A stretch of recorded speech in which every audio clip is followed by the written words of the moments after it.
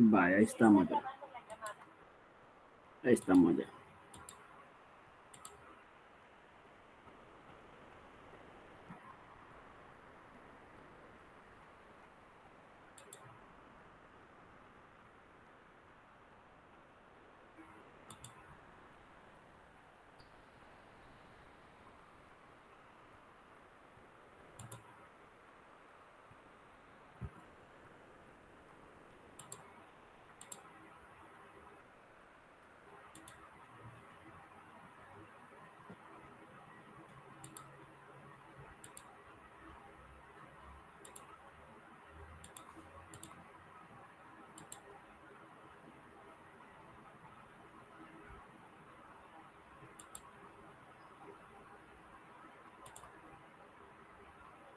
Vale, pues.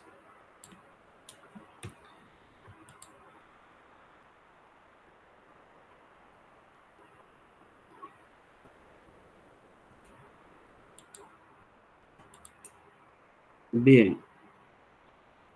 Puntos claves que estudiamos la clase anterior. La clase anterior, definimos qué es una función. Vamos a recordar esos pequeños detalles, como por ejemplo, una función la definíamos como una correspondencia entre dos conjuntos. Recordamos que había un conjunto A, un conjunto B, y de cada elemento del conjunto A se asignaba un único elemento con otro de los elementos del otro conjunto llamado B. A los elementos del conjunto A se les asocia la letra X, a los del conjunto B la letra Y, para ir distinguiendo ya lo de las variables. También estudiábamos que la notación de una función es la que aparece acá, f de a en b, así se lee, que quiere decir función que va del conjunto A o que toma valores en el conjunto A y los pone en correspondencia con elementos del conjunto B. Los elementos X que están en el conjunto A también estudiamos, son llamados dominios, los que participan en la relación o en la función, más bien dicho. Y también estudiábamos que los elementos Y en el conjunto B se llaman rango. Estos, los que están en correspondencia con los del X, reciben el nombre de Y. Todos los de X que participan en la función se llaman dominio y todos los de Y que participan en la función se llaman rango. Se hace esta aclaración porque de la función de A en B se puede dar el caso de que algunos elementos de A no participen en la función, así como también algunos elementos de B no participen en la función. En ese caso se manejan dos conceptos más. A es llamado conjunto de partida y B es llamado conjunto de llegada. Y si no todos participan de A, entonces es donde aparece la palabra dominio. Generalmente, si todos los de A participan en la función o todos están en correspondencia con algún elemento de B, el concepto se entiende que en ese caso conjunto de partida y dominio son lo mismo. Y también en B, ¿verdad? Análogamente, si todos los de B, o sea, los elementos Y, participan en la función, en ese caso el rango y el conjunto de llegada son lo mismo. Pero como generalmente no es así, entonces del conjunto de llegada, que es el rango, a veces también análogamente con el conjunto A, si no todos participan, ahí es donde aparece necesariamente dominio y rango de la función, que son los que sí participan. También otro término importante que habíamos estudiado es que los elementos del dominio son llamados preimagen o argumentos de la función y constituyen la variable independiente. Por eso se les asignaba la variable X. Y otro punto análogo es que los elementos del rango son llamados imágenes de la función y constituyen la variable dependiente. Otro punto importante que estudiamos es que los valores de Y se obtienen a partir de los valores de X, por eso se le llama a los de Y variable dependiente y a los de X variable independiente. El valor de Y queda definido hasta que se selecciona el valor de X con el cual yo voy a hacer los cálculos en la regla de correspondencia. Por eso dice acá que su notación es Y igual a F de X. Es decir, que cuando nosotros veamos F y entre paréntesis un número, no estamos multiplicando, sino que estamos diciendo que la función va a evaluarse su imagen o se va a calcular su imagen a partir del valor de X igual a 4. Por eso es que F de 4, así como está acá, F entre paréntesis 4 lo leemos así, F de 4. Significa que se va a calcular el valor de Y cuando la X vale 4. Eso lo estudiamos la semana anterior. En otras palabras, así ya puntualizando, la preimagen o argumento es 4 y la imagen es F de 4. Que por supuesto este F de 4 va a resaltar su valor cuando ya se hagan los cálculos con la fórmula de la función. Otros aspectos importantes es que las funciones, las estudiábamos también, se definen por medio de una fórmula que se llama regla de correspondencia, y esa fórmula pues es una expresión algebraica, es una ecuación donde nos dice cómo F de X se va a calcular. En este caso vemos que aquí dice F de X igual a 6X cuadrado más 3. Quiere decir que una vez se conozca el valor de la X, nosotros vamos a sustituir la X aquí donde aparece, y como en esta primera fórmula dice 6X al cuadrado más 3, entonces la X se elevaría al cuadrado, se multiplicaría por 6 y se le sumaría 3 para saber cuánto es F de X, cuánto es la Y. De una manera muy parecida aquí. La F de X, dice en la otra fórmula, se calcula como 4X menos 7. Entonces, una vez escogemos el valor de la X, X por 4 menos 7. Eso me daría el valor de la Y, o F del valor. Así que también veíamos que las funciones geométricamente se representan en el plano cartesiano, son una gráfica que por supuesto tiene elementos y tiene algunas cosas que les vamos a ir estudiando en el camino. Describen una curva que su forma básica va a depender de cómo es el grado de la función en el caso que sea un polinomio el que la defina, como estos dos que les he mostrado aquí atrás, son funciones polinómicas, es un polinomio el que las define, o si su naturaleza como función es ser una función trascendente. Estas se estudian en segundo año de bachillerato, por ahí las vamos a ver.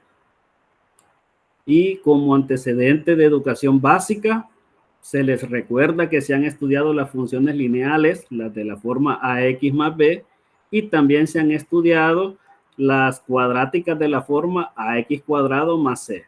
En básica estudiaron ustedes cuando se trasladan hacia arriba, cuando se trasladan hacia abajo las funciones cuadráticas, y cuando quedan abiertas hacia arriba o abiertas hacia abajo.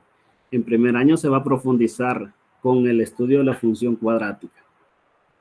Luego, aclararles otro punto especial, que cuando se tienen varias funciones, a veces se ocupan otras letras. Por ejemplo, h de x, g de x, t de x. Cuando hay muchas funciones y se tiende o puede confundirse que f de x es una cosa y después es otra, entonces se distinguen por otras letras y no hay problema. El significado sigue siendo el mismo. H de x sigue siendo una y, g de x sigue siendo una y, t de x sigue siendo una y. Así que ese punto es importante que lo tengamos ahí bien claro. Hasta ahí el mini repaso para hacer el enlace con lo que hoy vamos a estudiar.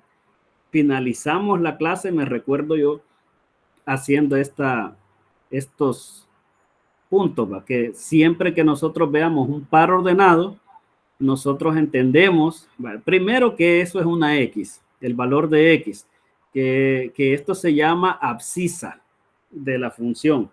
Entendíamos eso también, que también estudiábamos que aparte de llamarse abscisa, eso está relacionado con el nombre de preimagen o argumento, está relacionado con el eje X, todo valor de las abscisas se busca en el eje X. Si se busca en el eje X y es un argumento o preimagen, pertenece al dominio. Eso lo debemos entender. Todo eso debemos entender del primer número que aparece en un par ordenado de una función y que por lo tanto es variable independiente. O sea, todos esos conceptos están asociados al primer número de un par ordenado. Y cuando veíamos el segundo número de un par ordenado, entendemos que es una f de x, que se le llama ordenada por la posición que ocupa, que es la imagen de esta preimagen o argumento que nosotros tenemos en las X, que este valor se busca en el eje Y, que pertenece al rango y que es parte de la variable dependientes. Todos esos conceptos, miren, en un par ordenado hay tanta información que nosotros a veces la pasamos así de noche, y no, en un par ordenado hay un montón de información. Entonces, aquí es para resumir ese punto de información. Y ahora vamos a entrar a lo que nos trae a esta clase. Como estamos en la introducción a las funciones, todavía son conceptos, digamos, sencillos, como por ejemplo el cálculo de imágenes en una función. Cuando nosotros en el libro se nos plantean estos dos casos, encontrar el valor de f de x en cada caso. Vemos que acá nos dan una regla de correspondencia y nos dan el valor de la x, el valor que va a tomar la x. O sea, nos dan el argumento o preimagen y se nos pide que nosotros calculemos la imagen. ¿Cómo hacemos eso? ¿Ya? Aclararles que f de x no significa f multiplicado por x, sino que en funciones eso significa la función f evaluada en x. Entonces, lo que el libro sugiere, se los dejo acá.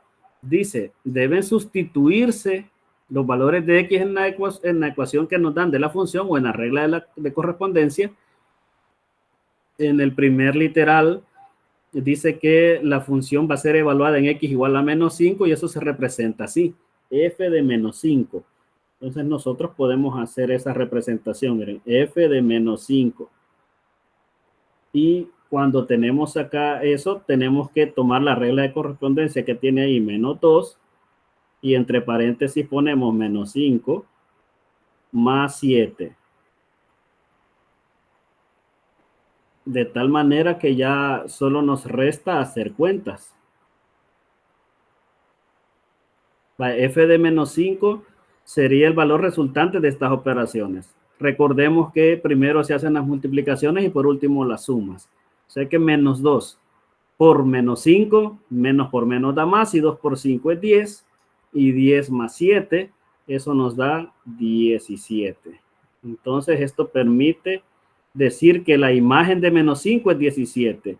Y en términos de pares ordenados estamos diciendo que menos 5 es la abscisa y 17 es la ordenada. Ahí tenemos. Vamos a visualizar en el caso de la B. La B, aquí le voy a poner literal B para que no se vayan a confundir y aquí le voy a poner A. En el caso de B, yo voy a calcular F evaluada en 2. Entonces yo voy a tomar la función que lleva un 3 como constante y entre paréntesis voy a colocar el valor de X que me están dando aquí, ¿ven? Que es X igual a 2. Entonces 3 por 2. Permítanme que esta pantallita se me activó. 3 por 2. Y esto va al cuadrado, miren, más 2. Luego, para terminar el cálculo de f de 2, solo debo hacer las cuentas. Jerarquía de las operaciones nuevamente. Cuando tenemos varias operaciones, potencias y raíces van primero, multiplicaciones y divisiones van segundas, y sumas y restas van por último. Entonces, primero la potencia, 2 al cuadrado. A ver, jóvenes, 2 al cuadrado para que no se duerman. 4. Ahora 4. Ahora 4 por 3. 12. Por último se suma. 12 más 2. 14. Ok, 14. Entonces aquí nos queda que el valor es 14. Lo que nos permite decir que como par ordenado, la preimagen es 2 y la imagen es 14. Miren. Entonces aquí tenemos nosotros el cálculo de imágenes en una función, es así de sencillo. Nosotros tomamos el valor que nos dan de la X, lo sustituimos en la fórmula, en la ecuación de la función, en la regla de correspondencia, todos esos nombres tienen, y lo que hacemos es operar un valor numérico hasta que lo encontramos y ya sabemos cuál es el valor de la preimagen y el de la imagen. Creo que con esto no hay dudas, ¿verdad? No sé si tienen alguna duda. Ahorita es el momento. Diga, Gerson. Muy buenos días, profe. Días. ¿Y qué pasaría si no existe el valor de X y uno tiene que encontrar el valor de Y? Permitime que voy a subirle un poquito aquí el audio a esto, porque no escuché a completitud tu pregunta, porque está abajo. Vaya, dime. ¿Qué pasa cuando no hay un valor de X y tenemos que encontrar el valor de Y? Bueno, si no se nos ha dado un valor de X específico es porque no tenemos que calcularlo, ¿verdad? Normalmente, si se nos pide que calculemos una imagen de una función, nos van a dar el valor de X para el cual queremos que hallemos su imagen. Otro caso va a ser cuando nosotros ya vayamos a graficar una función y en ese caso hay algunas en las cuales es necesario seleccionar algunas X, pero en ese caso lo vamos a seleccionar nosotros convenientemente para hacer la gráfica de la función. Eso lo vamos a ver más adelante a la hora de graficar una función. A veces, algunas, es necesario calcular algunos puntitos para orientarnos en la forma que tiene en el plano. Pero en ese caso, como te dije, ahí no nos van a decir cuáles valores. Nosotros vamos a seleccionar algunos que sean convenientes para poder obtener la forma de la gráfica en el plano. No sé si me di a entender, joven Gerson.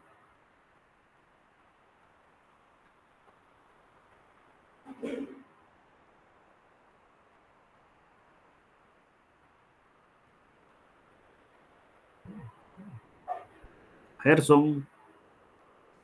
Sí. Sí. Sí, claro. Va, ok. Continúe. Bueno, vamos.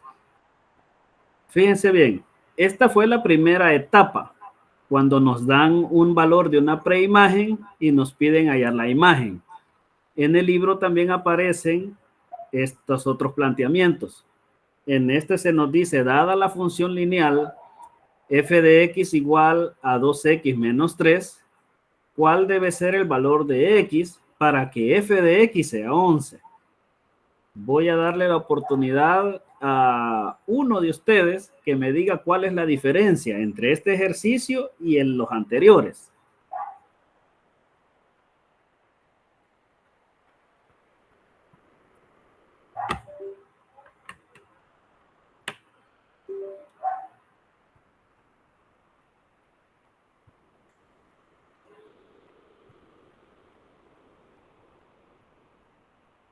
Va, solo uno, no se peleen.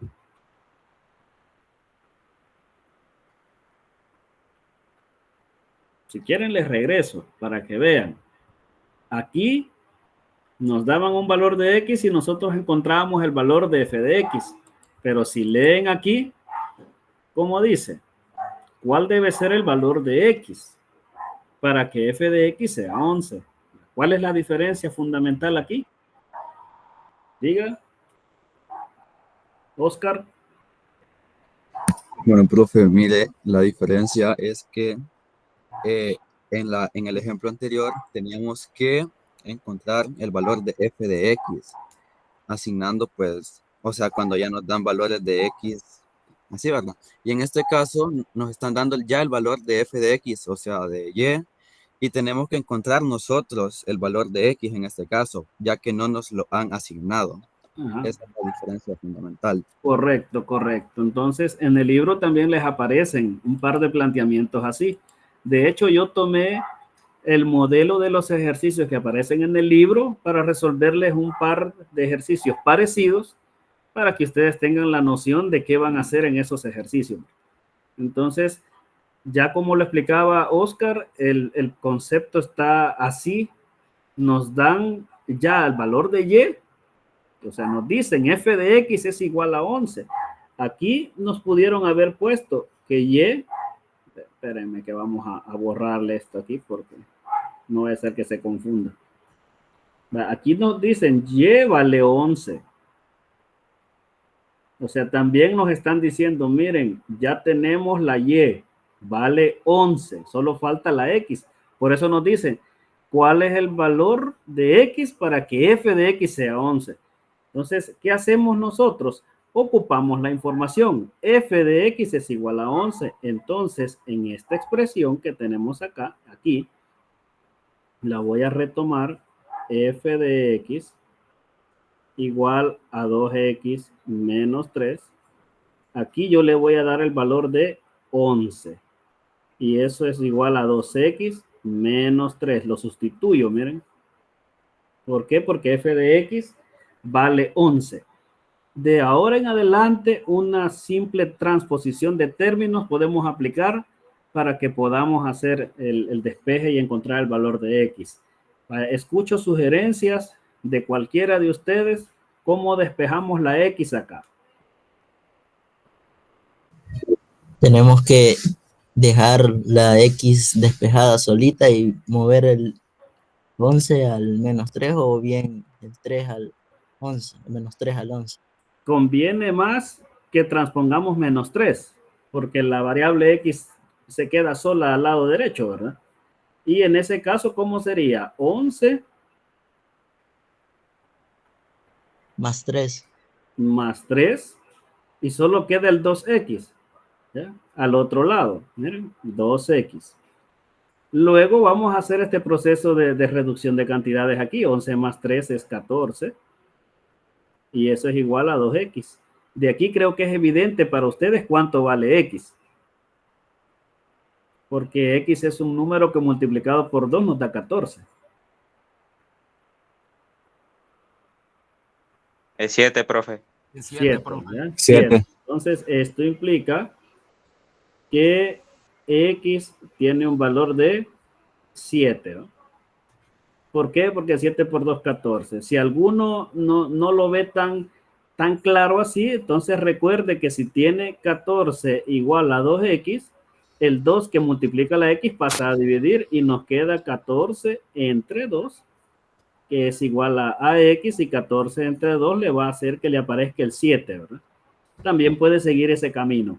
Recuerden que yo no soy cerrado en ese sentido de que usted no pueda seguir el ejercicio de otra manera para llegar a la respuesta. Siempre va a llegar a la misma. Pero valoro mucho que ustedes sean bastante analíticos y que comprendan los símbolos. Porque aquí, cuando ya estamos en esta etapa donde 14 es igual a 2X, usted tiene que hacer un poco de comprensión lectora en matemática y tener claridad de que es 2 multiplicado por este número el que nos va a dar 14. Entonces es 7 por 2 es 14, entonces X vale 7. Y aquí ya podemos dar esta respuesta. Miren, el que hace falta, la preimagen es 7, o sea 7,11. Y ese podríamos decir acá, tratando de responder, el valor de X es igual a 7. Y ahí tenemos la respuesta. Forma similar es en el otro caso, miren. Ahí nos dicen, dada la función 4x cuadrado más 5, ¿cuáles deben ser los valores de X para los cuales f de X sea 329? Bien, es un número más grandecito, pero con la ventaja de que ustedes ocupan su calculadora, no debería ser problema. El planteamiento es muy similar, solo déjenme hacer un cambio de tintas por aquí. Muy bien. Entonces yo traigo por acá f de X igual a 4x cuadrado más 5. Y en este sentido f de X vale, aquí lo vamos a sustituir, el f de X vale 329. y eso va a ser igual a 4x cuadrado más 5. Si se fijan, es una mini ecuación cuadrática que en un principio se va a despejar de la misma forma como despejamos las cuadráticas o con transposición de términos. Pues tendría yo acá 329 menos 5 igual a 4x cuadrado. 329 menos 5 nos da 324 igual al 4x cuadrado. Luego el 4 pasa a dividir 324 entre 4. Eso nos va a dar el valor de x cuadrada. Y a ver, esa división 324 entre 4. 862. 81, profe. 81. 81 es igual a x, y nuevamente aquí viene la utilidad de haberse aprendido los cuadrados, porque otra vez vamos con la interpretación del símbolo. Si usted nota, aquí nos dice que x cuadrado es 81. Entonces hay dos valores por lo menos que elevados al cuadrado nos dan 81. ¿Quiénes son? 9. 9, profe. 9 por 9 9 menos igual a 9. 81. 9, profe. 9 es 1. Ya, un valor de x es 9. Espérenme que esta x ha quedado bien borrosa. La pantalla que ocupo para escribir tuvo una actualización y ahorita me ha reducido el espacio para escritura y me estoy adaptando a la nueva escritura. Y el otro valor de x, que también elevado al cuadrado da 81. Menos 9, profe. Menos 9. Entonces ahí tenemos los dos valores. Miren, para que la función f de x sea 329, la x debe ser 9. Y lo podemos verificar aquí rapidito en una mini cuenta, que 9 por 9 es 81, por 4 nos va a dar 324, más 5 nos va a dar 329, haciendo un poquito de cuentas. Entonces podemos decir aquí, dando respuesta, los valores de x son menos 9 y 9. Vale, ahí lo tenemos. En otra forma de expresarlo, podemos decir que son posibles los pares ordenados menos 9, 329. Noten que son pares ordenados de valores muy grandes ya. 9, 329. Eso es lo que hemos hallado aquí también. También eso significa cuando hallamos una preimagen. Allá en el anterior calculamos imágenes, aquí estamos calculando preimágenes o argumentos. Muy bien. Antes de pasar, alguna pregunta, alguna duda.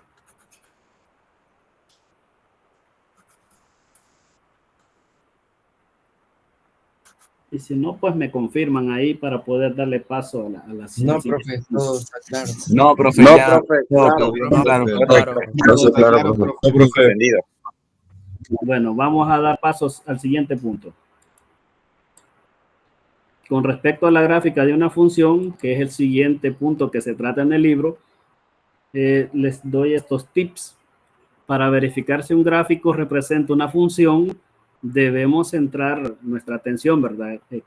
O verificar, más bien dicho, que el concepto de la función, su definición, se cumpla en una gráfica. ¿Y cuál es la definición de una función? Les traigo nuevamente acá a recordarles que una función es una correspondencia entre dos conjuntos, de tal manera que todos los elementos X les corresponde, que a cada uno de ellos les corresponde un único elemento en Y. Por eso la notita aquí les dice que una función es una correspondencia entre dos conjuntos, de manera tal que a todos los elementos del primer conjunto les corresponde un elemento en el segundo conjunto. Entonces nosotros debemos verificar que eso se cumpla en una gráfica. ¿Cómo lo hacemos? Pues hay dos formas. En realidad es la misma forma, solo que vista desde perspectivas distintas, una más analítica que la otra. Por eso acá yo les hago la aclaración. Se puede proceder analíticamente o gráficamente. Del método analítico se deriva el método de barrido vertical, que es el que se ocupa en el libro. Pero vamos a ver por qué es que funciona ese método. Y lo vamos a ver con unas gráficas, es mejor así. En el método analítico, ¿qué tenemos que hacer? Verificar que a lo largo de todo el eje X, cada abscisa, o tomar así un barrido de todas las abscisas e ir verificando que a todas les corresponda una Y. Vamos a tomar ahí de los ejercicios propuestos del libro, tomé el de literal A, que es este que está aquí.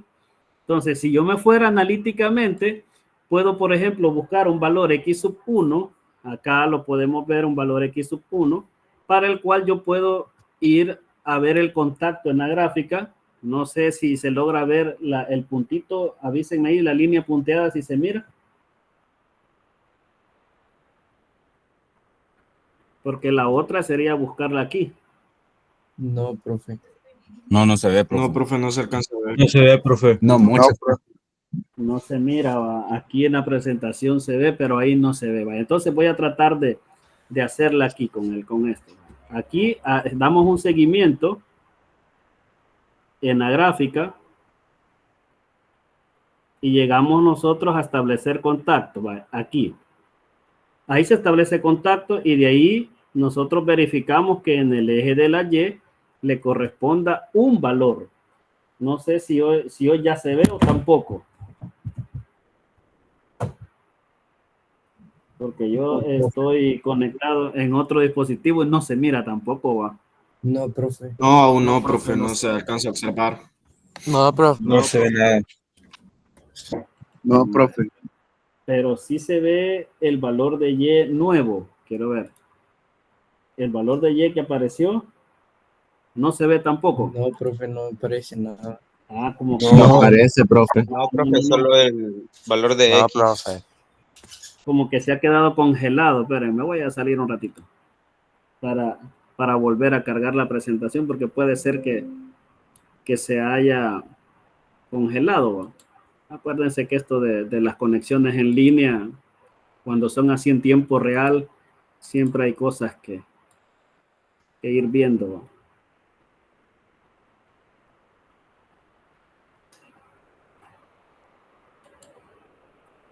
Hoy sí ya, profe, ya se ven todos los Sí. valores. Ya se ve. Sí, va. Ya se ve, profe. Ahora sí, profe. Vamos a ver. Sí, ahora sí, profe. Vaya, entonces voy a hacer el proceso acá que tenía que compartirles. Sí, se había quedado como congelado. Pero aquí le buscamos.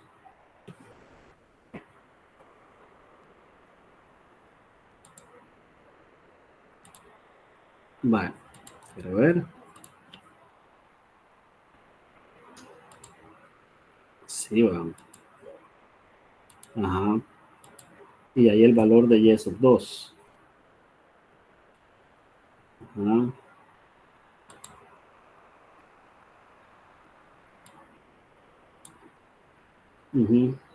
Vale, tomamos otro punto por acá. Y... pero...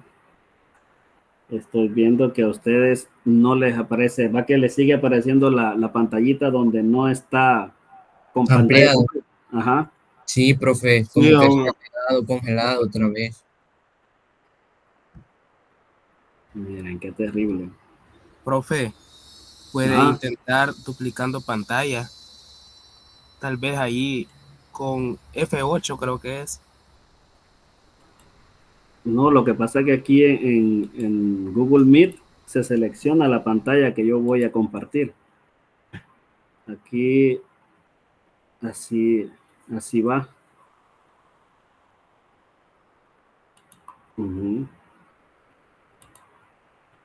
Sí, vaya, aquí tendría que activárseles a ustedes. Hoy sí va. Hoy sí. Va que sí, ya se ve la pantalla completa. Sí, ahora sí, profe. ¿verdad? Sí, profe. Sí, profe. Sí, profe.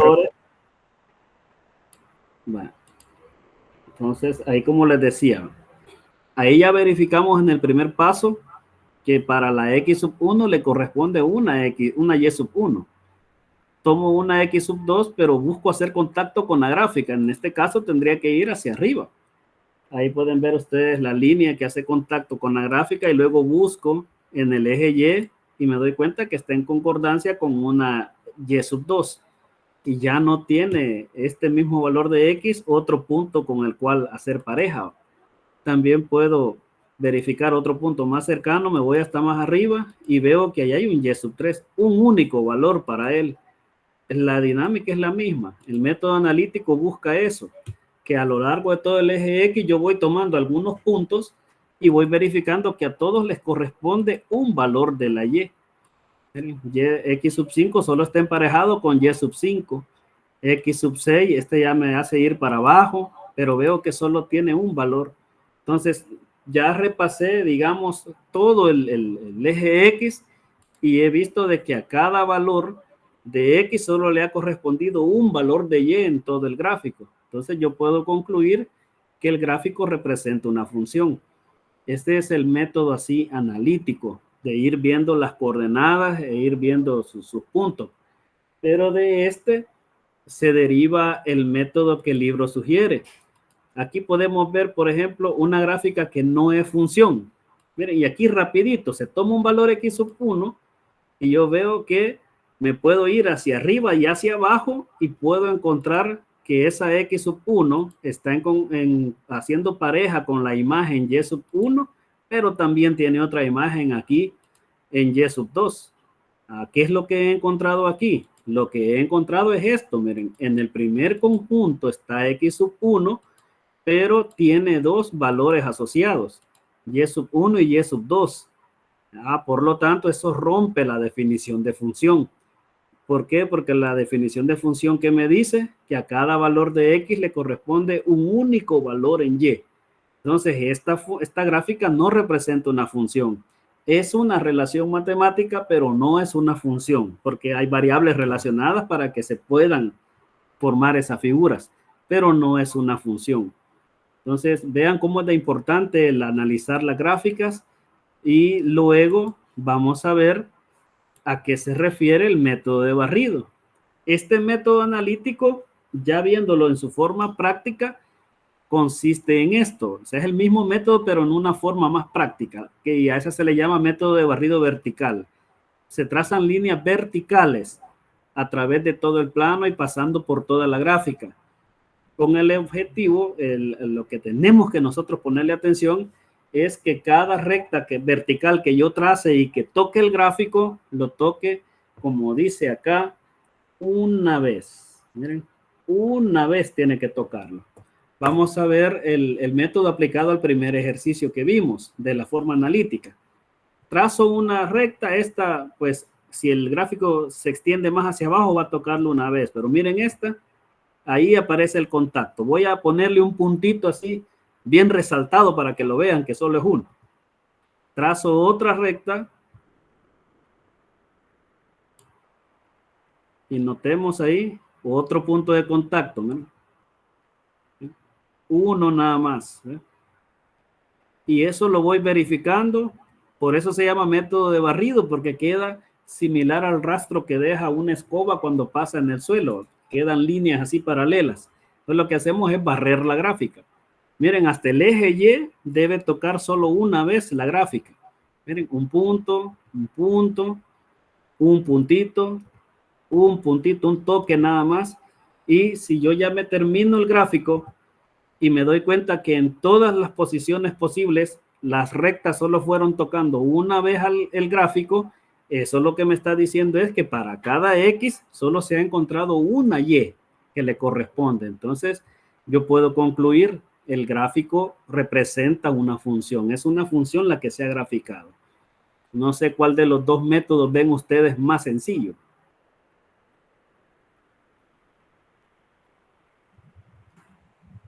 El método de barrido vertical, profe.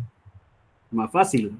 Sí. Por eso quizás en el libro se concentran en enseñarles ese de una vez.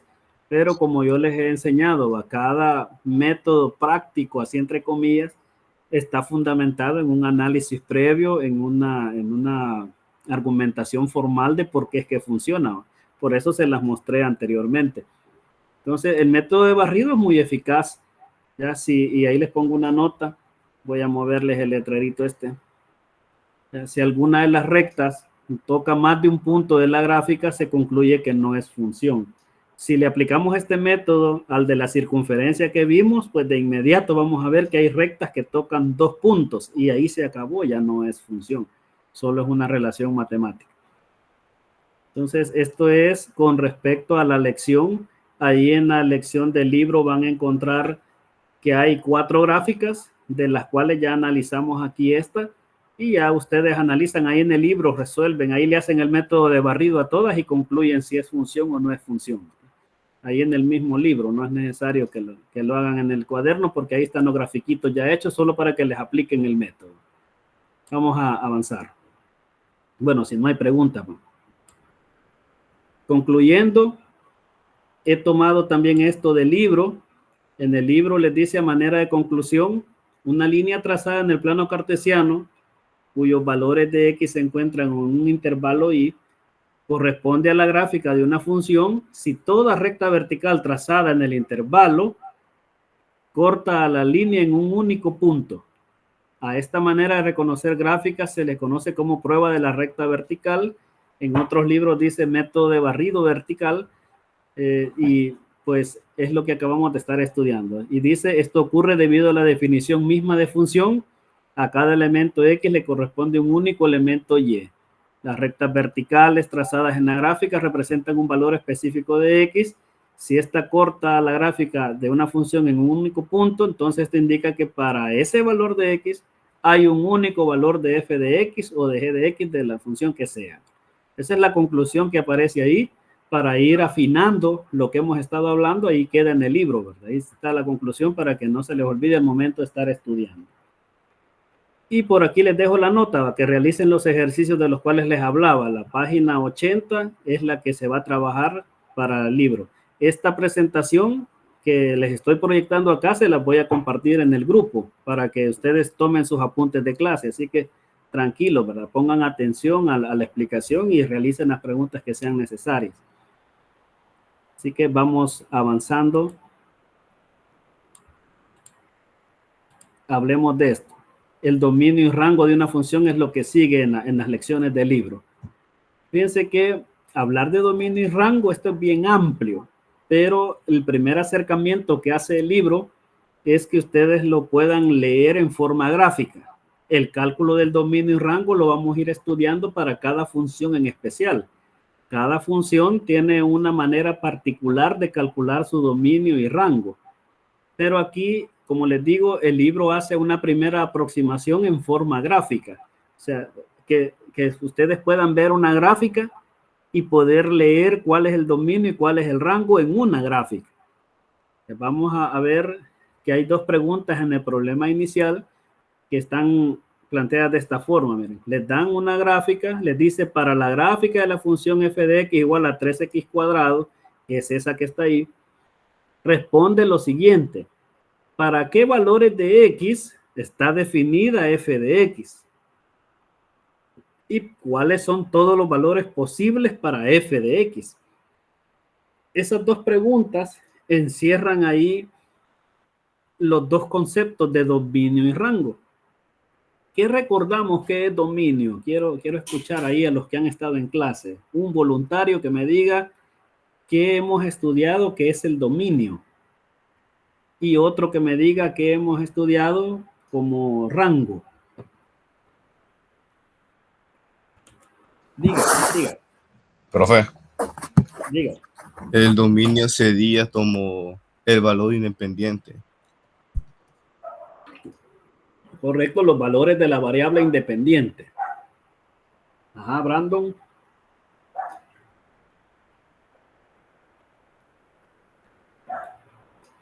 Eso mismo iba a decir, profe. Ah, vaya. ¿Y los del rango?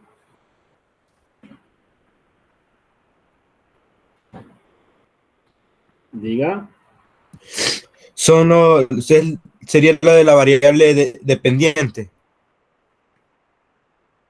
Correcto, los valores de la Y, los valores que toma f de x.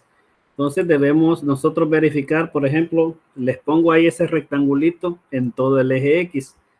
Esta función, si yo empiezo a ver, si yo empiezo a tomar valores de negativos más alejados del cero y valores positivos más alejados del cero, esta parábola sigue abriéndose infinitamente. Eso lo que me dice es que todo el eje X tiene imágenes asociadas en esa función. Todos los argumentos posibles de X tienen una imagen en la función. Entonces yo puedo decir, el dominio de esta función son todos los números reales, porque viene desde menos infinito hasta más infinito. Pero también veo que los valores de la gráfica se mueven nada más desde 0 hasta más infinito. La gráfica trae un recorrido acá, si ustedes lo ven, bajando hasta que llega al origen y de ahí empieza a subir nuevamente. No toma valores negativos esta gráfica, o sea, solo toma valores positivos de la Y. Por eso aquí yo sombreo el eje X y les digo, el eje Y, miren, y les digo, solo valores positivos de Y toma esta función. Entonces aquí ya podemos darle respuesta a estas preguntas. ¿Para qué valores de X está definida f de X? Para todos los X. Pero, ¿cuáles son todos los posibles valores de f de X? Desde 0 hasta más infinito, porque ahí va a seguir creciendo hacia arriba la función. Bueno. Entonces, puntualicemos. El dominio de una función f se denota o se representa como d sub f, o sea, df, ¿verdad? Y es el conjunto de todos los números x para los cuales f de x está definida, dándole respuesta a la primera pregunta, miren. Y el rango de una función f se denota o se representa como r sub f y es el conjunto de todos los valores posibles de f de x. Esas son lo que debemos entender cuando vemos esta pregunta, la número 1. ¿Para qué valores de x está definida f de x? En español, ¿cuál es el dominio de la función? Y con la número 2 nos dice, ¿cuáles son todos los posibles valores de f de x? Muy bien, al español, ¿cuál es el rango de la función? ¿Cuáles son los valores de la variable dependiente? Vaya, entonces démosle respuesta. Si nosotros le damos respuesta a esto, vamos a encontrar acá que en esta gráfica el dominio de la función va de menos infinito a más infinito en x. El dominio se lee en x. Eso también se puede escribir así, como r de números reales. Y el rango de la función va desde 0, incluyéndolo, hasta más infinito. Pues corchete abierto, ya sabemos que no podemos andar cerrando el infinito. Entonces, así vamos a leer el dominio y rango de una función. Traigo por acá otros ejemplos de gráficas para que las leamos. No están en el libro, pero vamos a hacer el proceso. Por ejemplo, voy a retomar esa función a que aparece ahí y vamos a graficarla. Miren, la gráfica de f de x igual a 1/3 de x más 4 es esta que aparece aquí. Yo puedo notar, según lo que ustedes también aprendieron allá por octavo y noveno, es una línea recta, creciente. Esta recta continúa su comportamiento a lo largo de todo el eje X hacia la derecha y a lo largo de todo el eje X hacia la izquierda. Esto va a seguir moviéndose así, infinitamente, es una recta. Quiere decir que todos los X, toditos, tienen una imagen en esa recta, todos. Pero, como aquí vemos en este sector de acá, no sé si ustedes ven aquí el cursor, ¿verdad? En este sector de acá me indica que esto va a seguir. Quiere decir que en algún momento la recta va a traspasar el eje de las X y va a seguir tomando valores negativos. ¿Hasta dónde? Hasta que ande allá, esto viene desde menos infinito. Y aquí va a seguir subiendo hasta más infinito. Quiere decir que para esta función todos los reales en Y forman parte del rango. Por eso nosotros podemos decir el dominio de esta función son los reales y el rango de esta función son los reales. Y de ahí en el libro les concluyen. En el libro les dan una nota por ahí y les dicen, para las funciones lineales, como estas, las que tienen como gráfica una línea recta, el dominio y rango son los números reales, no se complique. Si es una recta, los números reales son su dominio y su rango completitos. Cosa que no sucede como las que vimos ahí. Les muestro esta parábola, miren, x más 3 al cuadrado menos 5. La gráfica es esta. ¿Qué notamos aquí? En el caso del dominio, como la parábola se va a ir abriendo hacia izquierda y hacia derecha, eso me garantiza que todos los valores de x, toditos van a tener una imagen. Pero la gráfica, nuevamente, no toma todos los valores reales en y. Como les expliqué hace un momento, su conjunto de llegadas son los reales, pero el rango no son todos los reales, porque la gráfica tiene un punto mínimo y es exactamente en este lugar, miren, aquí, ¿ven? Ahí hay un punto mínimo. ¿Qué valor es ese? Cuando la y vale, aquí, ¿ven? Cuando la y vale menos 5. Ahí es el punto mínimo de la función y de ahí empieza a subir nuevamente hasta más infinito. Entonces yo puedo decir, esta función, el rango va, el dominio son los reales, pero el rango va desde menos 5 hasta más infinito. Miren cómo vamos a ir nosotros fijándonos. Es importante que podamos identificar, saber leer las gráficas. Viene bajando, bajando, llega hasta este punto y de aquí empieza a subir nuevamente. Ahí alcanzó el punto mínimo, hasta ahí la y está definida. Entonces decimos de menos 5 a más infinito, esos son el dominio y el rango. Miren, el dominio, los reales todos, pero el rango desde menos 5 hasta más infinito. Ahí lo tenemos. No sé si tienen hasta el momento alguna pregunta con respecto a la lectura de las gráficas y la lectura del dominio y rango en una gráfica.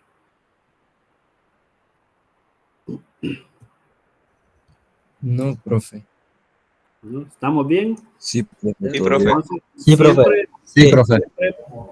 Siempre Sí, profe. puntualizo yo Sí, profe. que la lectura es la que tienen que hacer de la gráfica. Identificar el punto mínimo o máximo que alcanza una función les va a ayudar a identificar el dominio y el rango.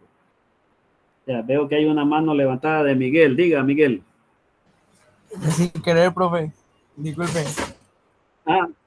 Sin querer. Vaya. Muy bien. Entonces vamos avanzando. Ejercicios se asignarán en el aula virtual Classroom. Como ya le fui dando detalles ahí de algunos, pero les voy a enviar en el grupo cuáles son y se van a subir su clase terminada al aula virtual Classroom. Como sé que vienen los partidos de la Euro, les voy a dar chance que vean los partidos y me van a subir la clase, van a tener chance de subirla hasta mañana. Lo queremos, profe, lo queremos mucho. Gracias, profe. Gracias, profe. Gracias, profe. Gracias, mamá. Gracias por la consideración. Entonces, Profe. Gracias, feliz día, profe. Solo déjenme verificar la asistencia. Bueno, solo déjenme verificar acá. 32 conectados. Yo estoy duplicado, pues están los 30. Vale, entonces, Así es. ahí estamos. Sí, profe. Entonces, pues, les agradezco Muchas la gracias, atención profe. de conectarse. Me han mostrado responsabilidad, por eso también